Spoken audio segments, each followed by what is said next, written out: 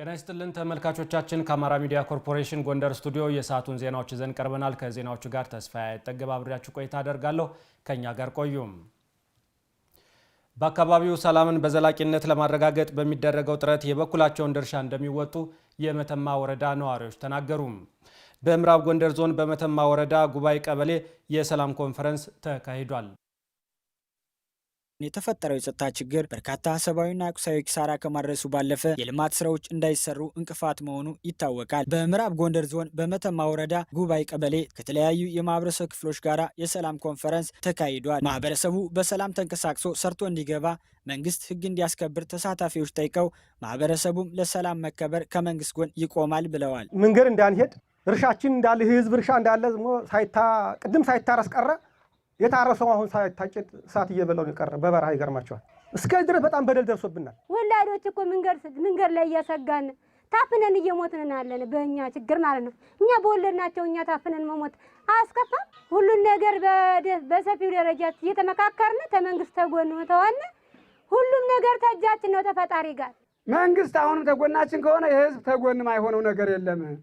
በቃ ባለው ነገር ተጎን ይሆናል። በንጹሃን ላይ ዝርፊያ፣ ድብደባና ግድያ የሚያደርሰውን ታጣቂ ቡድን ህብረተሰቡ በቃ በማለት ሰላምን ለማስፈን ከመንግስት ጎን መሆን አለበት ያሉት የምዕራብ ጎንደር ዞን ሰላምና ጸጥታ መምሪያ ኃላፊ አቶ ደረሰ አዱኛ ናቸው። የአማራና ነፃ አውጭ የቅማንት ነፃ አውጭ እያልን ራሱን ነፃ ማወጣ ሌባ ቡድን እዚህ አድርሶናል። ከዚህ በኋላ ግን መንግስትም በቃ ማለት አለበት፣ እናንተም በቃ ማለት አለባችሁ። የሚጠቅምህ ራስህን መለወጥ መነገድ ነው። በቅማንት ህዝብ በአማራ ህዝብ ደም እየነገር ከየትም አይደረስም። ሰላምን መፈለግ ብቻውን በቂ እንዳልሆነ የምዕራብ ጎንደር ዞን ምክትል አስተዳዳሪና የግብርና መምሪያ ኃላፊ አቶ አንዳርጌ ጌጡ ጠቅሰው ሰላም የሚጀምረው ከራስና ከቤተሰብ ነው ብለዋል። እንደ ማህበረሰብ ምርጫችን ሊሆን የሚችለው ሰላም መፈለግ ነው። ከመሻት ባለፈ ግን ሰላም ከራስ ይጀምራል። ሰላም ከቤተሰብ ይጀምራል።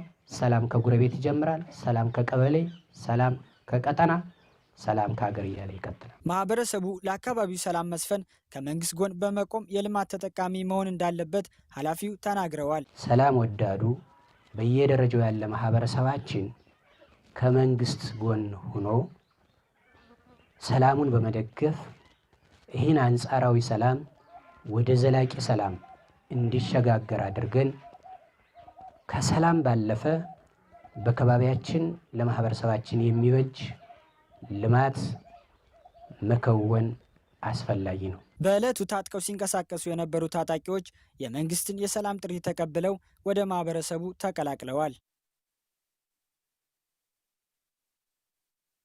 የዲጂታል አማራ ስትራቴጂ ወጣቶች ስራ ፈጣሪ እንዲሆኑ የሚያግዝ መሆኑን የአማራ ክልል ርዕሰ መስተዳደር ጽሕፈት ቤት አስታወቀም። የአማራ ክልል ርዕሰ መስተዳደር ጽሕፈት ቤት የዲጂታል አማራ ስትራቴጂ የአሰልጣኞች ስልጠና መርሃ ግብርን በጎንደር ከተማ አስጀምሯል። ማርታ ዱኛ ተጨማሪውን እንደሚከተለው ታቀርበዋለች። የአማራ ብሔራዊ ክልላዊ መንግስት ርዕሰ መስተዳደር ጽሕፈት ቤት የዲጂታል አማራ ስትራቴጂ አሰልጣኞች ስልጠና መርሃ ግብርን በጎንደር ከተማ አስጀምሯል። የአሰልጣኞች ስልጠና በጎንደር ቀጠና ለሚገኙ የፖሊቴክኒክ አሰልጣኞችና ሰራተኞች ነው የተዘጋጀው። በማስጀመሪያ መርሃ ግብሩ የክልሉ ከፍተኛ አመራሮችና የከተማ የስራ ኃላፊዎች ተገኝተዋል። በማስጀመሪያ መርሃ ግብሩ ላይ የተገኙት የጎንደር ከተማ አስተዳደር ምክትል ከንቲባ ደብረ የኋላ የዲጂታል አማራ ስትራቴጂ መርሃ ግብርን በተለያዩ አገልግሎት ሰጪ ተቋማት ተግባራዊ ለማድረግ እየተሰራ መሆኑን ገልጸዋል። በተለይ ደግሞ በከተማችን ያለውን የአገልግሎት አሰጣጥ ችግር ለመፍታት ያስችል ዘንድ አንዱ እየተከተል ነው ያለው ስርዓት የዲጂታል ስርዓታችን ነው። ይህን መሰረት አድርገን በገቢ ተቋማት፣ በንግድ ተቋማት፣ በትምህርት ተቋማት፣ በትራንስፖርት ተቋማት እና በጤና ተቋማት አጠቃላይ ሁሉን አገልግሎት ለማድረግ የጀመርናቸው ስራዎች አሉ። የዲጂታል አማራ ስትራቴጂ ወጣቶች ባሉበት ሆነው እንዲማሩ ከማድረግ በተጨማሪ ለክልሉ ኢኮኖሚያዊ እድገት የበኩላቸውን አስተዋጽኦ እንዲያበረክቱ የሚያስችል መሆኑን የአማራ ክልል ርዕሰ መስተዳደር ጽሕፈት ቤት ዴሊቨሪ ዩኒት አማካሪ ሞገስ ተኪያ አመላክተዋል። ሰልጣኞች እና ተማሪዎቹ በሚቀጥሉት 5 ዓመታት ለ5 ሚሊዮን የሚሆኑ ወጣቶች በዚህ ዘርፍ በዲጂታል ለርኒንግ እንዲበቁ ማድረግና ለ21ኛው ክፍለ ዘመን ኢኮኖሚ የራሳቸውን አስተዋጽኦ እንዲያደርግ ለማስቻል ነው። ከዚህም ባሻገር እንግዲህ ከ5 ሚሊዮኑ ወጣቶች ከሚሰሩት ወጣቶች መካከል ለ120 ሺህ ወጣቶች በዲጂታል የስራ ዓለም እንዲሳተፉና ስራ እንዲፈጥሩ ለማድረግ ታሳቢ የተደረገ ፕሮግራም ነው ማለት ነው። የአማራ ክልል ስራና ክህሎት ቢሮ ምክትል ቢሮ ኃላፊና የትምህርትና ስልጠና ዘርፍ አስተባባሪ አማራ ለሙ በበኩላቸው ዲጂታል አማራ ስትራቴጂ የመማር ማስተማር ስርዓቱን የሚያዘምን መሆኑን አንስተዋል። የኛም የመማር ማስተማር ስርዓታችን ከቾክና ቦርድ የወጣ እንዲሆን ይፈልጋል። ያ ማለት አንድ ሰልጣኝ ትምህርት ቤት ሳይመጣ ቁጭ ብሎ ቤት የሚሰለጥንበት ሲስተም ኢለርኒንግ ሲስተም የብለንዲንግ ለርኒንግ ሲስተምን ተግባራዊ ለማድረግ ዲጂታላይዜሽን ስትራቴጂ ተነድፏል። እውቀቱ ያለው ሰው ክህሎቱ ያለው ሰው ብቻ ሳይሆን እዚህ ላይም ገብቶ ክህሎቱና እውቀቱ በማሳደግ በዓለም ደረጃ ተወዳዳሪ የስራ ዕድል የሚፈጥርበት እንደሆነ ታወቅ አለበት። የጎንደር ፖሊቴክኒክ ኮሌጅ አሰልጣኝ መምህር እስከዳር ወርቁ ስልጠናው የፈጠራ ስራን ለማበረታታት እድል ይሰጣል ብለዋል። የደባርቅ ፖሊቴክኒክ ኮሌጅ ዲን ያበባል ሙጬ ስልጠናው ዓለም ከደረሰበት ዲጂታል ክህሎት ጋር የሚያገናኝ ነው ያሉት። ቴክኖሎጂዎችን ለማሳደግ ያውኛ ሰልጣኞቻችን ወደ ቴክኖሎጂ እንዲገቡ ሁሉ ነገር እንግዲህ ኦንላይን እየሆነ ነው። ያን ኦንላይን እንዴት አክሰስ ያደርጋሉ የሚለውን ነገር ለማወቅ ነው እንግዲህ ጀመር ነው። ዲጂታል ላይ ዓለም በዚህ ትልቅ ኢኮኖሚ እየገነባች ነው ያለች። ከዛ አንጻር ደግሞ እኛ ወደ ኋላ ቀርተናል፣ ዘግይተናል። ከዚህ ስልጠና በኋላ በሚገኘው እውቀትና ክህሎት ተጠቅሞ ራሱን በዲጂታል ገበያውም በዲጂታል ሊትረሲውም ራሳችን ካለው ነባራዊ ዓለም ጋር እናገናኛለን ብለን እንጠብቃለን ማለት ነው። ስልጠናው ለተከታታይ 5 ቀናት እንደሚቆይም ተጠቁመዋል። በጎንደር ከተማ አስተዳደር በሚገኙ የገጠር ቀበሌዎች ከ890 ሄክታር በላይ መሬት የተፈጥሮ ሀብት ጥበቃ ስራ እንደሚሰራ የከተማ አስተዳደሩ ግብርና መምሪያ አስታወቀም። በጎንደር ከተማ አስተዳደር የ2018 የተፈጥሮ ሀብት ጥበቃ ስራ ማስጀመሪያ መርሃ ግብር በድባ ደፈጫ ቀበሌ ተካሂዷል። ዳንኤል ወርቄ እንደሚከተለው ያቀርበዋል። የተፈጥሮ ሀብት ጥበቃ ስራ የአካባቢውን ማህበረሰብ በማስተባበር ዘላቂ ተጠቃሚ እንዲሆን በየዓመቱ ሲሰራ ቆይቷል። በጎንደር ከተማ አስተዳደር በሚገኘው በድባ ደበጫ ቀበሌ በጓራ ተፋሰስ የተፈጥሮ ሀብት ጥበቃ የማስጀመሪያ መርሃ ግብር ተካሂዷል። የጎንደር ከተማ አስተዳደር ግብርና መምሪያ ኃላፊ አቶ አበራ ደባ እንደገለጹልን ከሆነ ደግሞ በዚህ ዓመት በ897 ሄክታር መሬት ላይ በ18 ተፋሰስ የተፈጥሮ ሀብት ጥበቃ እንደሚሰራ ነግረውናል። በ18 ተፋሰሶች በ8084 ጉልበት በ11 ቀበሌዎች የምንሰራበት ስራ ነው። ለዚህ ደግሞ ከታህሳስ 15 ጀምሮ በፍጥነት ስራችን ሰርተን ሌሎች ስራዎች ስላሉ ድባ ደፈጫ በጓራ ተፋሰስ እየሰራን ያለ ነው። ጥቅሉ በከተማ ደረጃ ወደ 897 ሄክታር ነው የምንሸፍነው የምንሰራው። አሁን በምንገኝበት በድባ ደበጫ ቀበሌ የሚገኙ አርሶ አደሮችን በተፈጥሮ ሀብት ጥበቃ ስራ ሲሳተፉ አግኝተናቸዋል። እንግዲህ በየዓመቱ የተፈጥሮ ሀብት ጥበቃ ስራ ሲሳተፉ እንደቆዩና ጥቅሙን በመረዳታቸው ደግሞ በቀጣይም በተፈጥሮ ሀብት ጥበቃ ስራ እንደሚሳተፉ ነግረውናል። እኔ ድባ ደፈጫ አርሶ አደር ነኝ። ስሜ ደርሶ ፈጠነ እባላለሁ። እኛ በአካባቢያችን በተፈጥሮ ሀብት ስራ ያው ኮምፖሶችንም እንትን በማለት እርከኖችንም በመስራት የተለያዩ ነገሮችን እየሰራን ነው።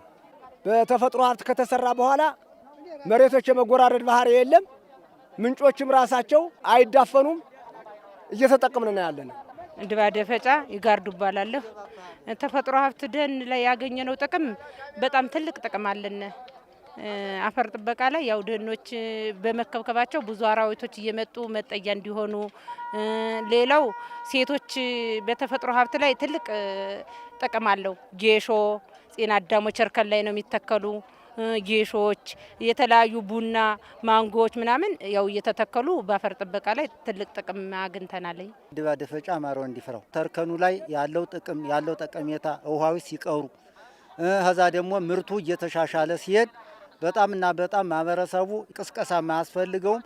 ቀኗ ትነገራለች። ከዛ በኋላ ማህበረሰቡ ቱልቱላ እንነፋለን በየጎጡ ለወደፊቱ እዚህ ይብለጥ አድርገን እንሰራለን።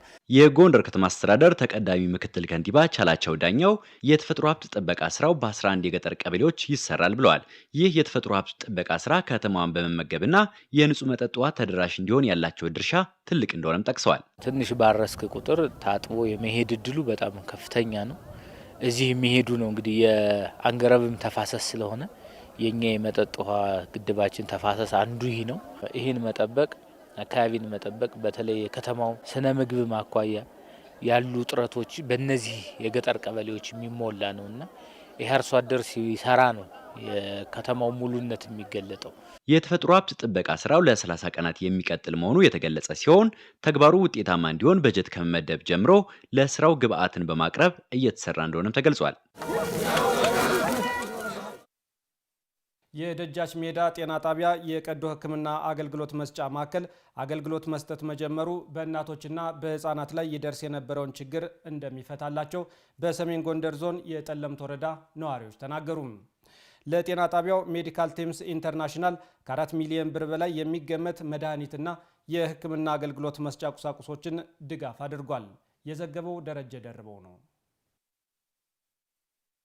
በሰሜን ጎንደር ዞን ጠለምት ወረዳ ደጃች ሜዳ ጤና ጣቢያ የቀዶ ጥገና ሕክምና አገልግሎት መስጫ ማዕከል ስራ መጀመሩ ከዚህ በፊት ሕክምና ለማግኘት ወደ ሌላ ቦታ ሲሄዱ የሚደርስባቸውን እንግልትና ወጪ እንደሚቀንስላቸው የወረዳው ነዋሪዎች ተናግረዋል። እናቶች መንገድ በመርዘም ህይወታቸው ሲያልፍ ነበረ። ይህን ታይቶ ግን መንግስትና ደጋፊ ድርጅቶች ይህን ለመጡልን አስተዋጽኦ በጣም እናመሰግናቸዋለን። ቀዶ ሕክምና በመፈቀዱ የኛ ማህበረሰብ አሁንም ትንሹም ትልቁም በጉጉት ሲጠብቀው የነበረው በጣም ደስተኛ ነን። ለጤና ጣቢያው ሜዲካል ቲምስ ኢንተርናሽናል ከ4 ሚሊዮን ብር በላይ የሚያወጡ መድኃኒቶችን ጨምሮ የሕክምና አገልግሎት መስጫ ቁሳቁሶች ድጋፍ አድርጓል። በመርሃ ግብሩ የተገኙት የአማራ ክልል ጤና ቢሮ ምክትል ኃላፊ አቶ አበበ ተንትሜ የእናቶችና የህፃናትን ሞት ለመቀነስ የሚያስችሉ ተግባራት እየተከናወኑ መሆኑን ተናግረዋል። በተመረጡ ጤና ጣቢያዎች የቀዶ ሕክምና አገልግሎት ማስጀመር ነው። እንግዲህ እንደ ክልል ሰፊ ስራዎችን በዚህ በኩል እየሰራን ያለ ነው። በተለይ ደግሞ ከ100 በላይ የሚደርሱ ጤና ጣቢያዎች የቀዶ ሕክምና ማዕከል ግንባታ እያከናወን ነው።